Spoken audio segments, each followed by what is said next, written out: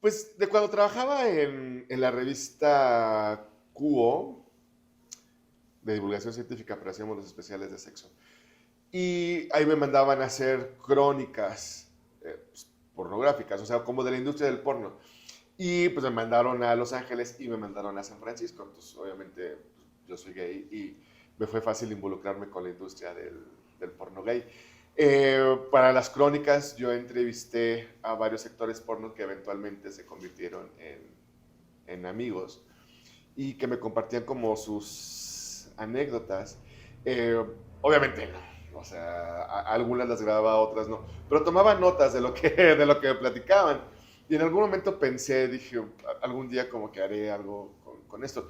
Siempre quise contar como una novela o cuentos como de un grupo de amigos gays o de un grupo de gays, ¿no? Es como algo coral y no sabía muy bien cómo.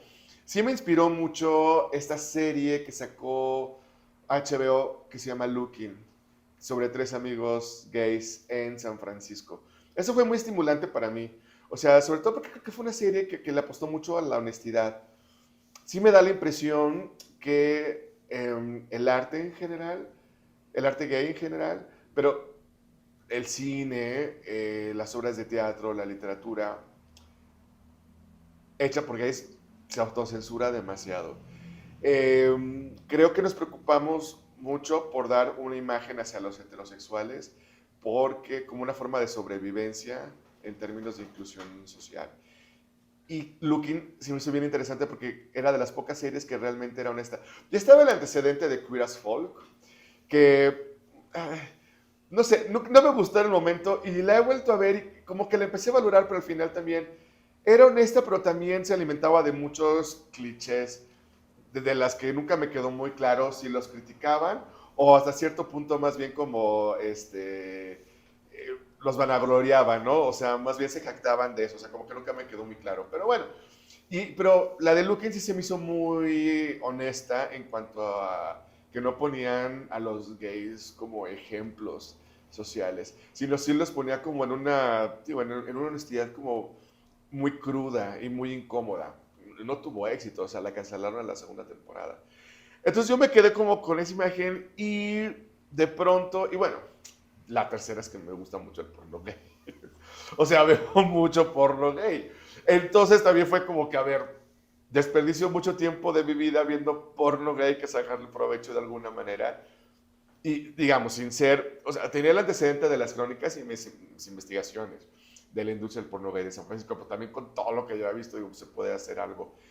Y finalmente sí, entonces recorría todas notas como de 10 años que había tomado de mis amigos que eran porno gay, con cosas de ficción, que yo, pues, no es uno, o sea, sí traté de que fuera más o menos documental en términos de cómo funciona la industria del porno, pero también es mucha ficción, o sea, la literatura es ficción, al final de cuentas, ¿no?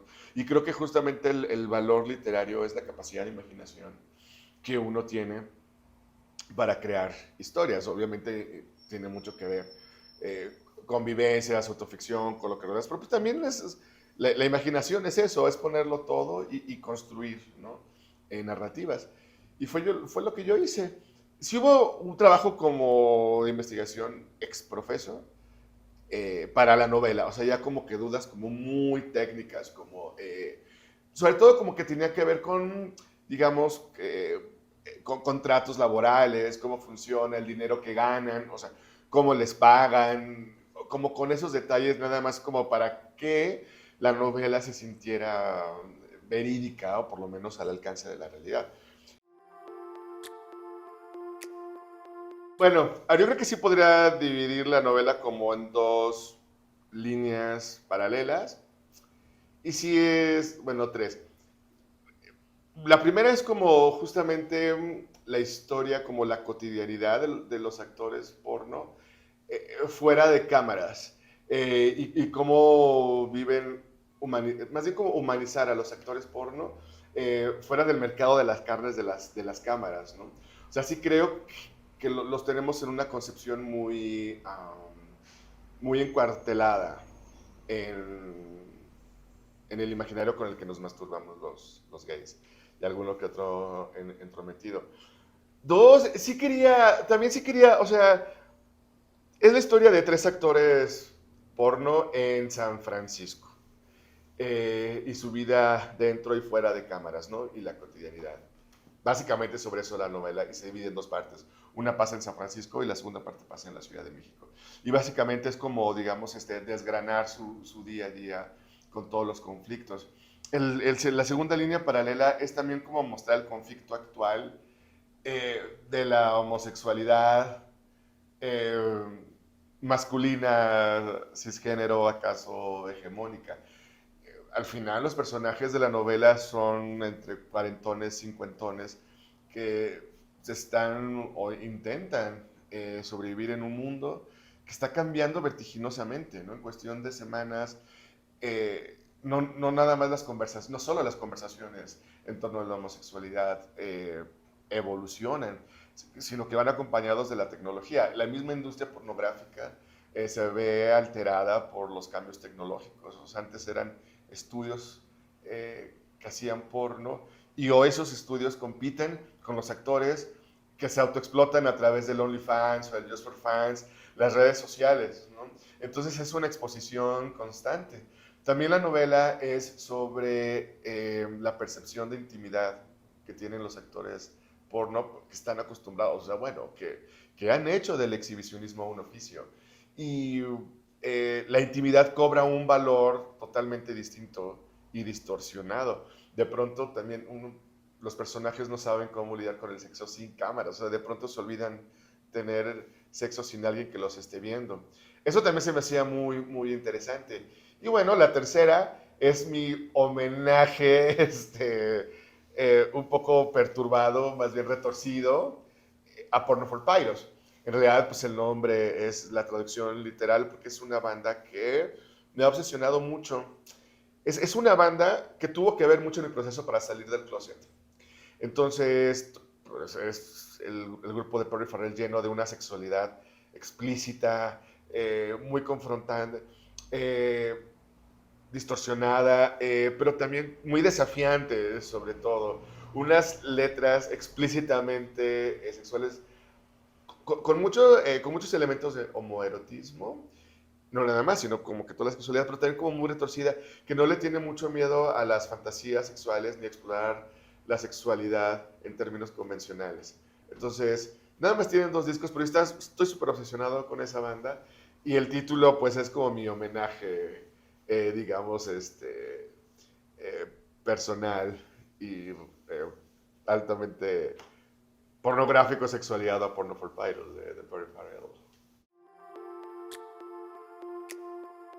A ver, hay buena literatura gay. Yo soy muy fan de Dennis Cooper, por ejemplo, o de Jean Genet, o, bueno, Oscar Wilde, que de pronto se vuelve como un lugar común en, en los homosexuales, que de alguna manera estamos vinculados con la literatura y con las letras. Pero en general siento que la literatura de la diversidad, pero en especial la literatura gay, creo que siempre pende de un hilo entre, o la línea entre la libertad y la autocensura es muy delgada. Siento que en general la literatura gay suele ser muy contenida y muy idealizada por los propios gays, no todos, pero sí siempre como que no son muy dados a mostrar o a meter las manos en la realidad que ellos mismos viven. Sí siento que en general la literatura gay es como se mueve mucho o abusa de la fantasía sobre cómo queremos vernos. O sea, siento que la literatura gay no es tanto literatura gay, sino cómo queremos vernos. Entonces, los conflictos, los personajes tienden a ser como más romantizados de lo que es en realidad. Y también bueno, o suele ser la literatura gay muy esquiva en mostrarnos como nuestras debilidades, nuestros vicios, nuestros errores, que también nos definen. Y bueno, también, perdón, ahí creo que se suele hacer un abuso involuntario del victimismo, que lo puedo entender hasta cierto punto, pero no somos esos. Digo, evidentemente la homofobia, la discriminación, el rechazo no se ha acabado, pero tampoco creo que se puede hacer de eso un elemento de ficción y que tenga que ser la base como para dar la batalla, ¿no? Entonces, la literatura gay, digo, la leo bastante, pero creo que es muy contenida. Y también se piensa mucho en el lector heterosexual. O sea, sí me he dado mucho cuenta que en realidad la literatura gay, y sobre todo eh, la, la mexicana, o sea, no tanto en Latinoamérica, porque sí hay escritores como mucho más arriesgados en Colombia, en Chile, en Argentina, incluso en Paraguay, que ahorita se me fue el nombre, pero son más avesados sobre lo que se quiere escribir y retratar. Y siento que de pronto en México sí se piensa mucho en no escandalizar al lector hetero, ¿no? En no incomodarlo desde nuestra realidad. Entonces, ajá, y no sé, y sobre todo a partir como de los derechos ganados como el matrimonio, la adopción homoparental. Eso también creo que ha atravesado un poco las formas en cómo se describen a los personajes de las novelas cuyos protagonistas son gays o son homosexuales, ¿no? Entonces también eso de alguna manera ha moldeado la forma en cómo la literatura gay se desplaza. Y entonces como que hay ahí también un conflicto, para mí, es un conflicto personal.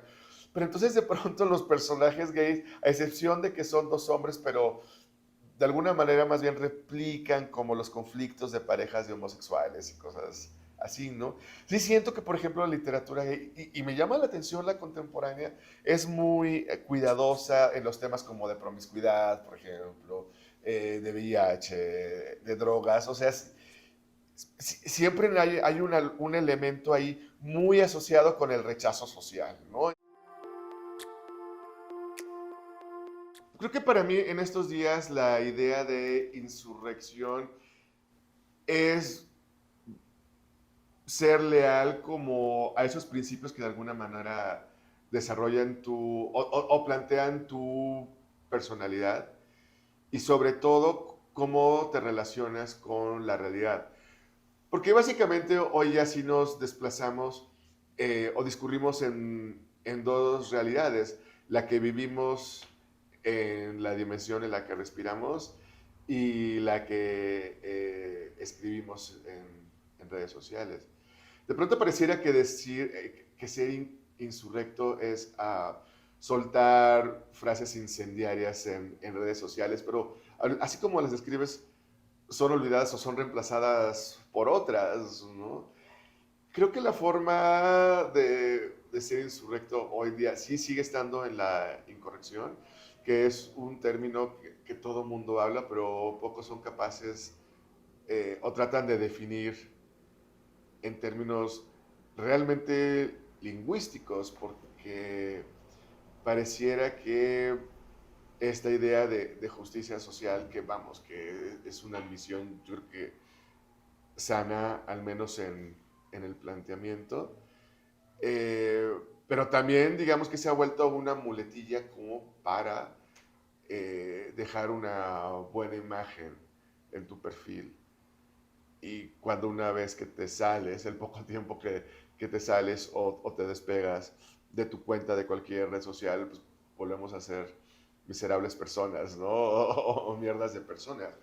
Entonces creo que más bien la insurrección tiene que ver con la incorrección en la honestidad y la forma en la forma en cómo somos honestos, tanto en lo que mostramos en redes sociales como en la realidad y en tratar de mantener un discurso propio sin alienarte a las tendencias o a los hashtags o a las ideologías que puedan estar de moda y que den esta, digamos, esta falsa sensación de seguridad social, ¿no?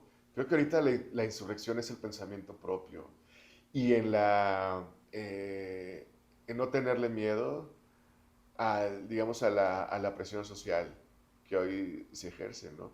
Y pareciera un poco romántico, pero es que en estas alturas, si tú no te alineas a, digamos, a ciertas corrientes o a ciertos, digamos, argumentos mediáticos, quedas marginalizado, ¿no? Entonces, creo que sí, la insurrección tiene que ver, yo sí creo que tiene que ver con el pensamiento propio y con el placer y con esta idea de no perseguir la culpa como una cuota, ¿no? Porque creo que hoy también hay que sentirse culpable de todo para sentirte que has superado una trampa moral, ¿no? Entonces, creo que no, creo que ahorita la insurrección, al menos la más sana, es mantener el pensamiento propio, decir lo que dices y y no hacer de la culpa un outfit con el que te puedas sentirte alienado. Creo que eso para mí sería la... Para mí es lo que me funciona, o tal vez... Y no digo que me haga sentir insurrecto, pero pues por lo menos me deja tranquilo. Y creo que la novela es un poco consecuente con eso. Justo la novela también es una reflexión muy explícita y erecta sobre eh, sobre algo que también se ha satanizado, creo que mucho en las conversaciones digitales y en general también, sobre lo que implica las masculinidades, ¿no? Desde varias ópticas, desde la realista, la anatómica, que también de pronto ya entra en conflicto con las nuevas teorías que se están poniendo en la mesa. Pero bueno, ahí está, o sea, hay una anatomía masculina que ahí está, que nos persigue, que irriga sangre y que nos hace cometer estupideces con tal de buscar un lugar donde darle salida a veces incontrolable irrigación. Y sí quería yo hacer como varios planteamientos sobre lo que implica ser hombre en estos días y qué tan, es decir, y qué tan nocivo es la masculinidad tóxica. Obviamente no encuentro respuestas, pero sí quería como plantearlo y narrarlo, ¿no? Y decir cómo se viven y cómo se viven también las masculinidades en estos días donde la deconstrucción también se ha vuelto como una muletilla para tratar de definirte ante los demás, pero que cuando estás tú solo otra vez con tu pantalla o con tu lap en las piernas viendo pornografía gay, qué tan deconstruido estás cuando nadie te ve, ¿no? Ni siquiera Dios o el diablo. Entonces, en esos momentos de soledad, qué tan relevante o qué tan funcional es la deconstrucción masculina que tanto saben. Y aparte, también algo que yo quería hacer en la novela y me servían mucho los personajes que son actores gays, porque básicamente la masculinidad tóxica es casi que una herramienta laboral. Entonces, yo sí quería como narrarlo y plantearlo realmente qué implica deconstruirse o hacia dónde va, es decir, si te vas deconstruyendo, con qué se queda uno, ¿no? Entonces, pues, no hay respuestas, pero sí quería problematizarla mediante mi novela y los personajes, y yo espero que el lector pueda sacar una conclusión después de tanto onanismo desperdiciado y de las páginas batidas en fluido masculino, a ver si se puede llegar a una respuesta, pero creo que me parecía interesante. Sí hubo varios que me aportaron como diferentes elementos, eh, sobre todo vivenciales, ¿no? O sea, como que... y que fueron inspiradores. A ver, uno de ellos fue Mal Trago, de Tennessee Williams, que es un gran libro, un poco difícil de conseguir, pero bueno, está en español por esta editorial española que me encanta, que se llama Natura Terrae, creo que lo estoy diciendo bien. Si no, bueno, me disculpo y bueno, se podrá corregir por ahí. Son cuentos de Tennessee Williams que no habían sido traducidos. no habían sido traducidos con anterioridad. Son algo así, sí, bueno, no podría decir que tan nuevos son, o sea, inéditos, digamos, al menos en castellano. Pero bueno, me encanta. Digo, también podría recomendar toda la literatura y las obras de teatro de Tennessee Williams, pero me gusta mucho esta selección de cuentos porque creo que es todas las fijaciones de Tennessee Williams en cuentos cortos y que es la pasión desbordada, la pasión por los hombres con temperamento despreciable, pero que al mismo tiempo es lo que los hace atractivos, y los convencionalismos sociales, digamos, como esta tapa de olla express que a todos nos pone como en situaciones límite y que siempre explotamos de las peores maneras. Entonces, bueno, ese libro se llama Mal Trago de Tennessee Williams. Pero bueno, también ojeé como bueno, me gusta mucho Tennessee Williams, pero recurrí a otros libros, pero en especial ese como que regresé a él varias veces. Otro que también es recurrente al momento de leer libros es El vampiro de la colonia Roma, de Luis Zapata. No solo porque me sorprende cómo ese libro hasta el día de hoy sigue siendo muy inspirador para mí. O sea, sigue funcionando como un faro, es decir, de valentía. O sea, como que si él lo hizo, yo también puedo hacerlo. Es como un role model, ¿no? Como estos modelos de conducta. Y me encanta, o sea, porque aparte, más allá, digo, el libro es fabuloso, lingüísticamente, la forma en cómo narra la ciudad, pero creo que también algo que le respeto mucho es cómo se atrevió en ese momento bueno, del entonces Distrito Federal y de México, que realmente no nada más era conservador, sino se respiraba conservadurismo. Entonces, bueno, ese es. Otro libro que apareció, lo tenía ahí abandonado y apareció cuando dije, wow, y que creo que debería de tener un valor mucho más literario, porque creo que es más como visto como un libro eh, como de morbo, y es Juan Gabriel y yo, de Joaquín Muñoz Muñoz. Me encanta ese libro. Digo, apareció de repente, no fue algo que yo buscara, pero no sé, estaba escribiendo una novela, buscando otros libros, apareció, lo tenía ya olvidado, como lleno de humedad. Y wow, o sea, es una delicia de libro, sobre todo porque...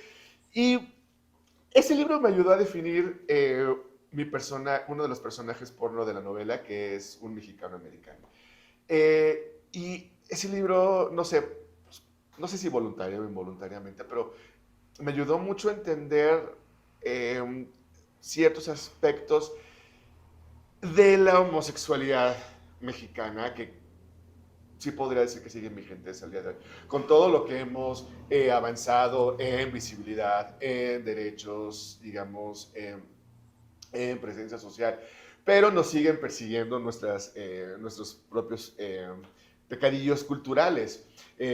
La familia, ¿no? El peso de la familia, la forma en cómo nos aproximamos a ella, cómo los gays mexicanos establecemos los vínculos con nuestra familia, con la mamá, con el papá, incluso cómo entendemos el amor y la pasión hacia otros hombres, queda muy claro en ese libro, y aparte es muy sabroso de leer porque, o sea, tiene como, digamos, como estas líneas como de chisme sabroso, de morbo, de conocer la intimidad de alguien que lo sospechábamos, pero que no. Bueno, se me hace un libro fascinante, como producto cultural es fascinante. Entonces, bueno, eso también sí lo pueden conseguir. Creo que es complicado de conseguir, pero bueno, si se lo encuentran por ahí, lo recomendaría. Otro que se llama Literalmente. Es escrito por el periodista Chris Held, pero es como una crónica de una gira de los Pet Shop Boys en Asia. Y es fascinante también porque es alguien que se ha vuelto digamos, como una cierta visión a unos íconos gays que creo que son eh, fundamentales, yo creo, en la historia misma de la visibilización homosexual, pero en los derechos y tal, o sea, creo que sí son, los Pet Shop Boys son estandarte, aparte que, bueno, me gusta mucho. No tanto como Porno for Pyros, pero bueno, los respeto y la verdad es que sí, también han tenido mucho que ver en la forma también en cómo he moldeado o cómo he entendido mi propia homosexualidad en relación con el mundo. Y bueno, también a Jean Genet, por supuesto. Eh, Casi todos sus libros podría decir que, sobre todo porque Jean Genet creo que lo que más aporta y problematiza es la moral de los homosexuales y cómo choca inevitablemente con la lógica heterosexual en la que se rige el mundo. O sea, prácticamente las sociedades se han construido en cimientos de reproducción heterosexual. Y Jean Genet sí ha sido un gran transgresor eh, en confrontar y en no andarse, no sortea y no busca quedar bien con los heterosexuales. Y aparte que Jean Genet es un modelo muy incorrecto en general en el panorama gay, o sea, porque no busca asimilarse, no busca integrarse y no aspira a ser, a perseguir los convencionalismos hetero. Y creo que sí hizo de su homosexualidad una herramienta como de terrorismo social, ¿no? Y eso me fascina. Pero en especial, el libro donde más queda claro estas posturas es en El enemigo declarado, es un compendio como de artículos, de entrevistas, reportajes, y también curiosamente está con esta editorial que se llama Natura Terrae. Y bueno, ese libro también me lo devoré mucho mientras escribía la novela. Y bueno, digamos, hay digamos, un bonus track, que por eso, más también como para confrontar o para notar las diferencias es Pornocultura, de Neif y ella. Ese libro me ayudó demasiado porque perfiló mucho las diferencias entre el porno buga y el porno gay, que son muy distintas. O sea, gracias a Nayef y bueno, a mis propias investigaciones, que por supuesto incluyeron investigaciones de campo en el mundo de la pornografía gay, quedó muy claro las diferencias. Y claro, es que el porno buga es muy jerárquico y la verdad es que el porno gay sí es muy horizontal. O sea, el placer es más democrático. Por muchas circunstancias que las pueden averiguar en la novela. Pero bueno, y ese libro de Nate Villa me sirvió bastante como para, y sobre todo como para aterrizar digamos, las diferencias pornográficas, pero sin falsas pasiones, ¿no? Y sin y digamos como que subjetividades que de pronto también sí pueden tirar hacia, no sé, como a ciertos berrinches y a cierta superioridad. Entonces no quería caer en eso. Digo, supongo que a lo mejor es inevitable, pero bueno, me ayudó bastante y sobre todo como también para entender el fenómeno de la pornografía, más allá como de los lugares comunes con los que se discute, ¿no?